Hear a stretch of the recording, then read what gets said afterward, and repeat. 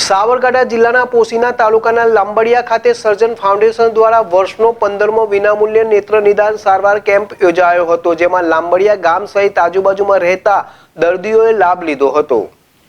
પોશીના તાલુકાના લાંબડિયા ખાતે આવેલ પારસ હાઈસ્કૂલ ખાતે સર્જન ફાઉન્ડેશન આયોજિત વર્ષનો 15મો વિનામૂલ્યે નેત્ર નિદાન સારવાર કેમ્પ યોજાયો હતો,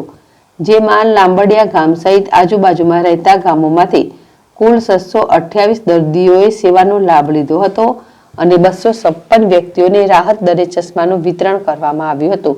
જ્યારે 172 દર્દીઓને ઈડર ખાતે આવેલ આત્મવલ્લભ હોસ્પિટલ ખાતે વિનામૂલ્યે ઓપરેશન સહિત 4 દર્દીઓને રહેવા, જમવા તથા લાવવા લઈ જવા સુધીની સગવડ પણ પૂરી પાડવામાં આવશે। તો સમગ્ર કેમ્પનું સફળ આયોજન સંસ્થાના પ્રોજેક્ટ ઓફિસર અશોકભાઈ પરમાર દ્વારા કરવામાં આવ્યું હતું।